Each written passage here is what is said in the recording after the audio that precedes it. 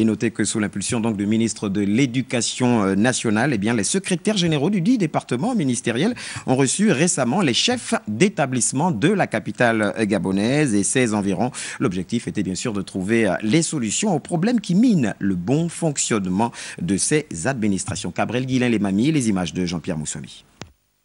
Il était question au cours de cette rencontre qui a eu lieu entre les secrétaires généraux du ministère de l'Éducation nationale et les responsables des établissements de la capitale de discuter sur les différents problèmes qui affectent le bon fonctionnement des 10 établissements. Si on devait attendre la prise en compte de toutes les revendications, ça voudrait dire qu'il ne faut plus faire l'éducation nationale dans notre pays.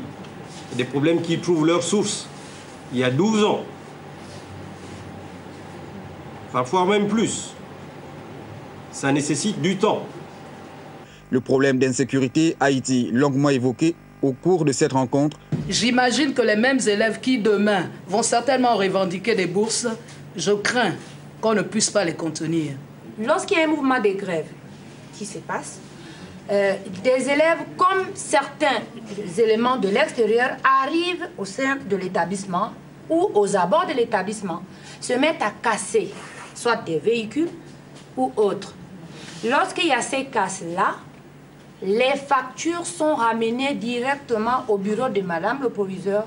Aussi, la question du paiement de la prime d'incitation à la performance n'était pas en reste.